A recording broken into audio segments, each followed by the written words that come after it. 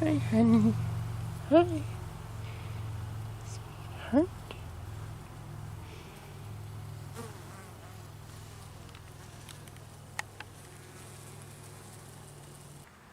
Hi, everyone.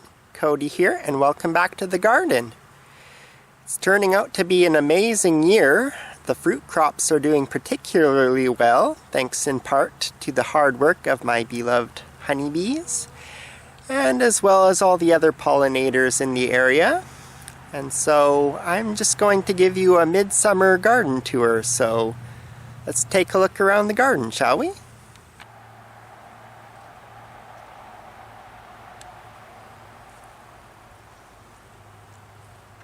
So this is our bee garden, and so this is where I keep my bees, so this would be my apiary.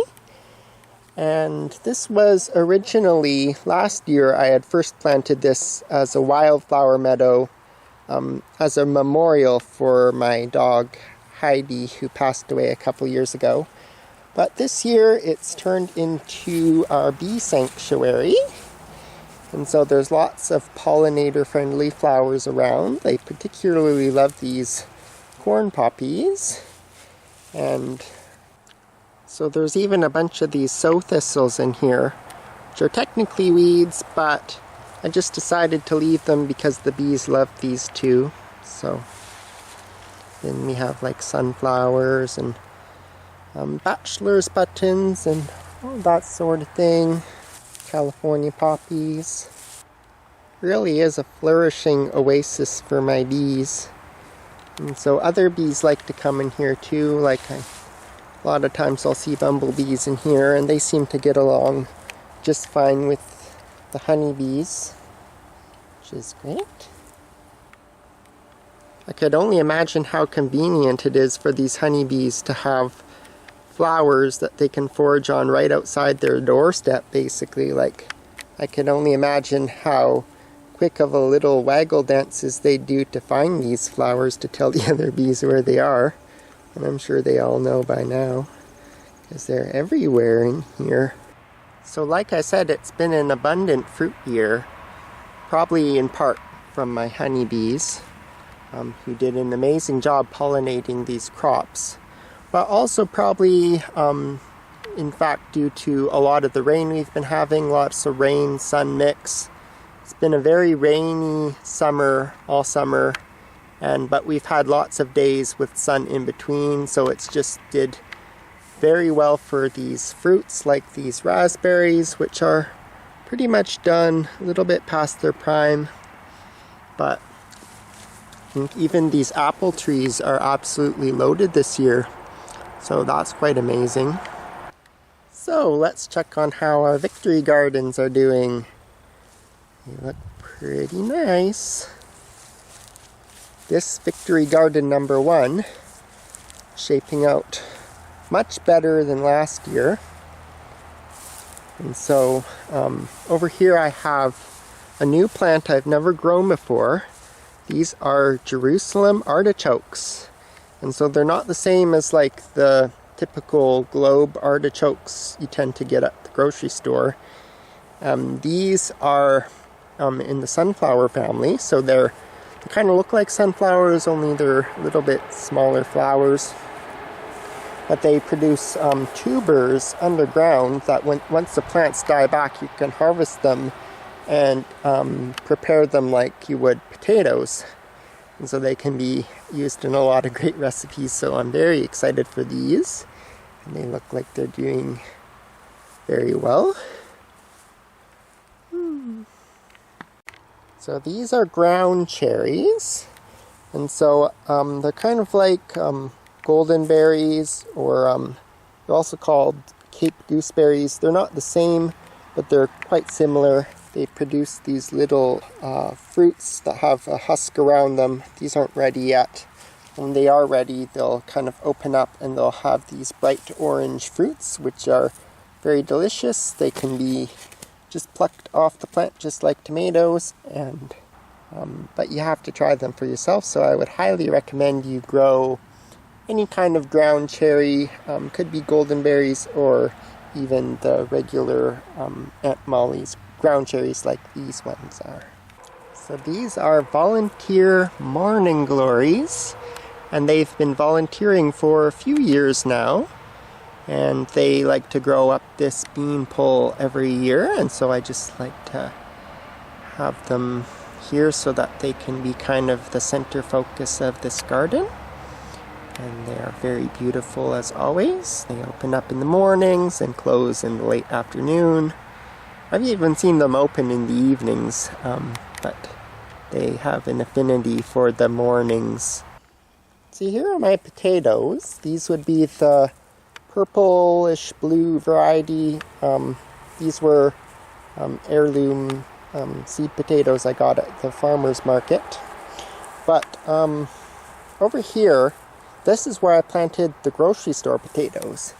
And what's funny is they didn't really come up above ground, but they were totally producing tubers underground, so I don't know why that would be. There's still a bunch of potatoes under here, I'm pretty sure, if I can maybe dig some up. There we go. So these are new potatoes. These aren't the ones I planted, but they're like totally forming tubers underground. But there's just no plant above ground. I don't know, maybe that's the variety of the potatoes I had. Maybe they were like vegetationless potatoes, but yeah, there's still a bunch of potatoes under here, but there's no, not really any above ground plants, so I just thought that was kind of odd. I'll just keep these in here for now because I don't need to use them right now.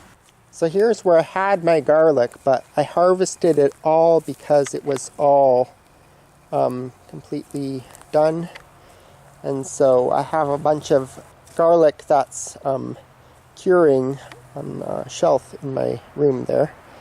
And so, yeah, love garlic. I use it a lot in my meals. The rest of the family doesn't like garlic, but I'm the only one who likes it. But I do use a lot of it, and so I will probably be replanting a lot of those cloves back in here in the fall, so I can get another crop of garlic next year. So here's another plant. They're looking a little bit thirsty, but another plant I haven't grown before. These are my garden huckleberries, and so they're a nightshade, like tomatoes or peppers, and they make berries that they're only edible when they're ripe. So these are green right now. They'd be poisonous if I ate them now. But once they ripen, they're completely fine to eat. And I guess they taste like actual huckleberries, so I'm quite excited for that. Not much happening here, although there kind of is. These are a bunch of onions that have all bolted and had made flowers. But if you let your onions flower and then they get pollinated by our bees, then they'll make seeds which you can plant and grow more onions with. So that's what I'm doing here. I'm just leaving these onions to form seeds. I think it is going to be a phenomenal seed-saving year as well as fruit, because a lot of the plants actually bolted and are now forming seeds. So like over here, this is a kale that has long bolted and it's forming seed pods now. So look at how many seeds I could save from this one kale plant, and I can replant those seeds and grow more kale. Same with this kale over here. These were in here from last year, but they had just seeded this year. They had been attacked by these guys, the cabbage whites, butterflies, and so they've been eating this cabbage over here. This is what it is really. I have other kale growing elsewhere, so that's not a total loss. So these are my tomatoes, and they're doing well. They are forming tomatoes. So they're still green right now. It's good to see they are forming tomatoes, which doesn't surprise me considering how awesome of a fruit year it is. So tomatoes are fruits. And over here I have peppers, which are also forming fruits. I can see over here, these are going to make fruits. And so these are probably, I think these were the bell peppers. And over here are the sweet potatoes. And so they seem to have really made a comeback. When I first planted them, they weren't really looking all that healthy, but they seem to have recovered. The truth will be, once in the very end of the season when we dig up these potatoes, if they've really formed anything underground, but so far it's looking promising. The plants look more vibrant and healthy now and are growing more leaves. So it'll be a fun experiment nonetheless, growing sweet potatoes in zone 5B.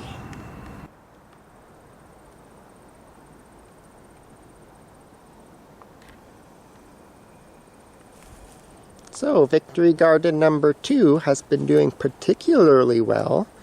It is a little bit cooler here, might get more shade, more moisture, but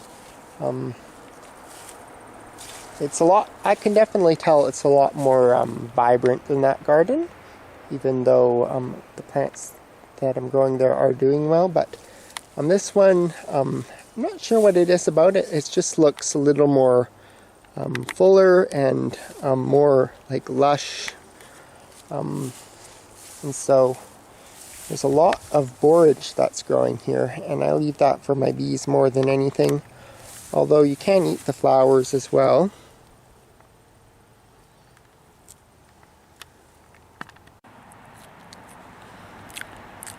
They taste pretty much exactly like cucumbers, and so they are fun to snack on.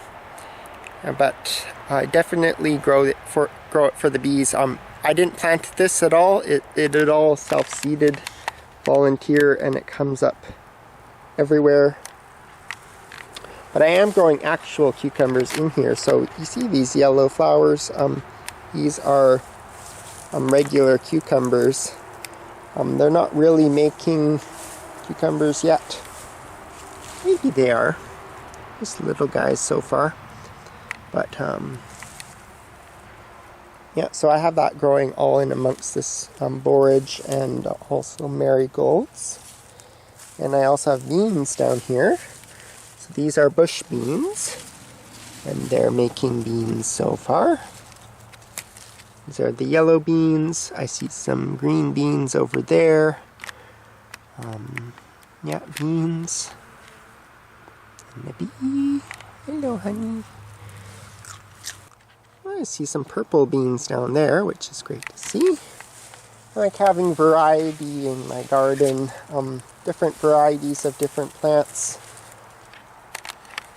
You could say I'm quite the novelist. I like growing plants a lot for novelty, although I don't always get all the plants that I want to grow actually grow, but it's fun, at least in the spring, to have that plan when you're just picking out seeds and deciding what you want to grow.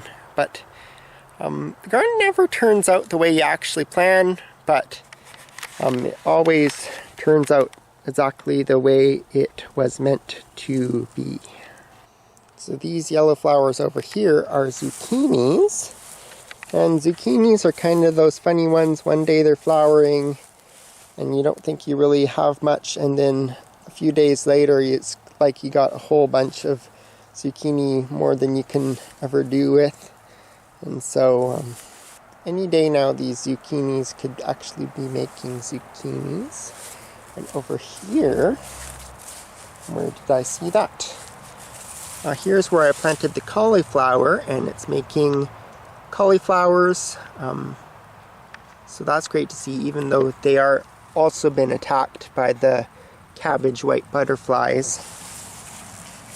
But the broccoli, which I had over here, that's a different story. They actually all bolted. So yeah, we had like little broccolis with yellow flowers, but they had all bolted. Not sure where they are now. They're probably underneath all this borage here, but yeah, not sure what happened there. Could just be the variety. It wasn't particularly like hot or anything, so I don't know why they bolted, but they did. But at least we're getting cauliflowers, which are kind of like broccoli, so that's a plus. So all these flowers here, these are bolted arugulas, and you can eat the flowers after they've bolted. But these are pretty much done flowering. They are all making seed pods now. And I've had these arugulas here ever since this garden was constructed. And they just go to flower, they bolt, they make seeds, drop the seeds, and they keep volunteering in the same place every year. So I never have to plant them, which is nice. It's kind of nice to have a garden that kind of grows itself sometimes. Eventually the plants will all take over, and it's like, oh well, I have all these volunteers, so I don't really have to work for it that much. And so I planted peas here, and so they're all ready to be picked. Some of them are still kind of developing, but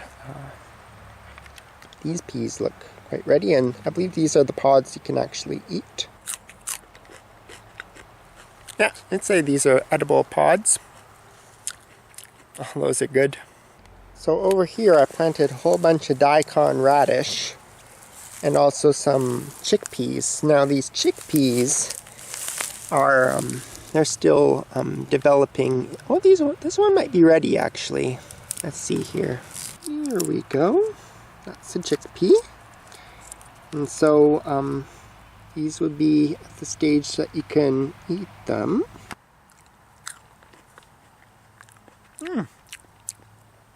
It tastes very much like regular garden peas when they're at this stage, but if you let them mature, they'll actually dry out and they'll turn black.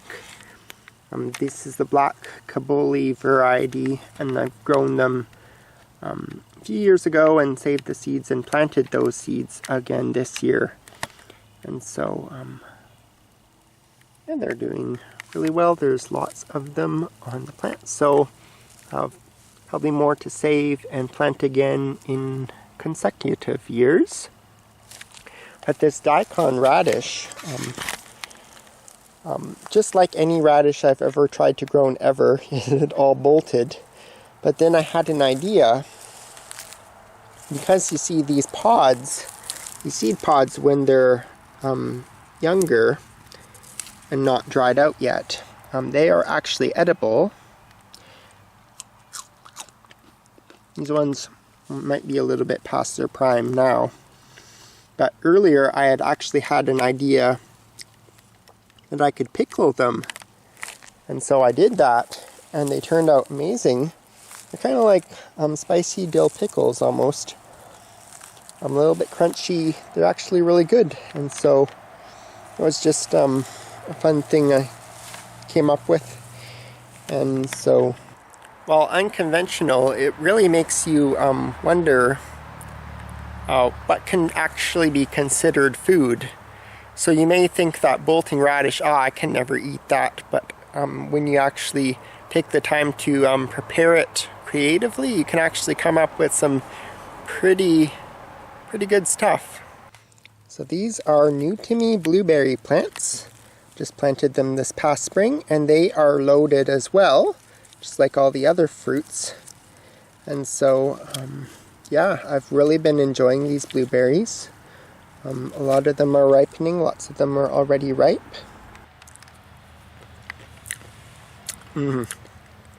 They are so good.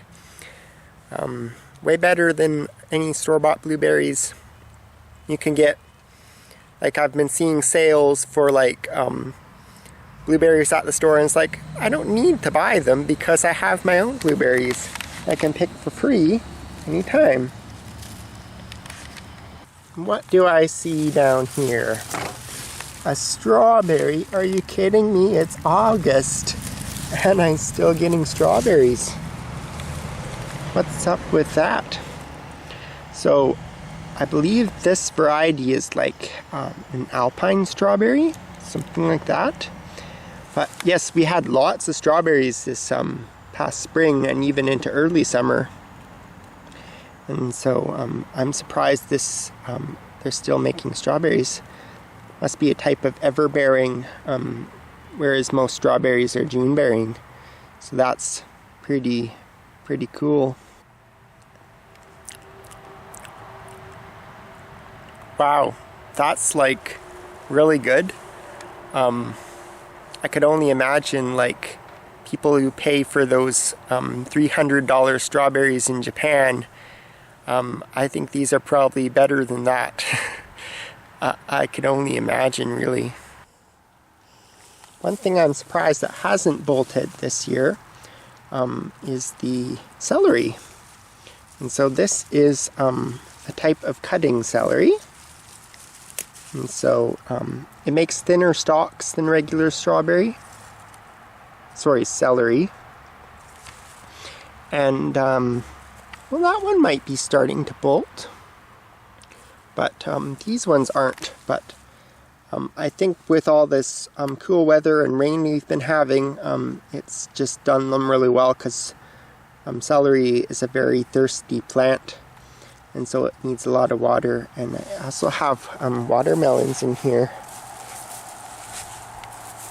somewhere over there. Over here, that's a watermelon, and I just bought them as starts, and I planted them with the celery. Plans to water them more frequently because they were together and they both like a lot of water. But to be honest, these gardens, I've really only had to water them like 3 times this whole summer. The rain's been taking care of the rest, so thank the Lord for that. It's just been a very laid back, very easy gardening year. Like other than weeding and like harvesting, it's like it's been very low maintenance, which has been quite amazing that way. And so over here I have the 3 sisters. So these are your typical beans, which are like scarlet runners. The corn, which is going in here. And then of course your squash. So these are a mixture of different squash varieties, squash and pumpkins. But I think I have discovered a 4th sister, believe it or not. All this volunteer dill, I didn't even have to plant it. It just came up on its own because there was dill planted here before. And I can see how this dill could actually be like a 4th sister, because you know how the corn provides support for the beans, and the beans provide nitrogen for the corn and the squash, and the squash leaves shade out the ground to prevent weeds. But what I could see the dill being like a 4th sister is it prevents pests from getting to the 3 sisters. So these beans, corn, and squash have like no pest damage on it, whereas I had a lot of pest damage on a lot of my other plants. But the dill actually attracts hoverflies and ladybugs and parasitic wasps, like this little guy right here. And so all those bugs, they eat pests like aphids that would otherwise feed on your 3 regular sisters. So just something to consider. Maybe dill could be a 4th sister if you're planting this way. So we have some lettuce, and it's been doing well because it's been quite cooler, like I was saying. But this lettuce is great, particularly in salads. I'm not sure if this is lettuce or endives. I planted endives as well. I'm not sure if that's what this is or not, but it kind of might be a different variety of lettuce. I'm not exactly sure. And then we got like nasturtiums here as well that are, I believe these are also volunteers. So much of this garden is actually volunteers, believe it or not. Particularly the borage. It's like, do I even need to go through the hassle of planting a garden anymore because everything's going to self-seed and volunteer? It's like, I can only imagine how many volunteer daikon radishes I'm going to have here next year, because it's just going to, you see, pods are going to dry out and they're going to release their seeds, and then next spring there'll be more of these volunteering. Just like the auricula, which is like basically in the radish family as well, and they do the same thing every year as well.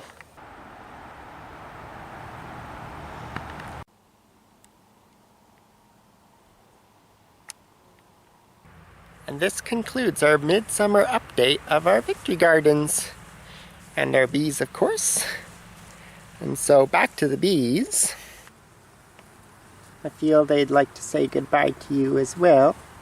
And so, thanks so much for watching. Hope you enjoyed the little tour I gave. And have yourself a great rest of the day. Bye now.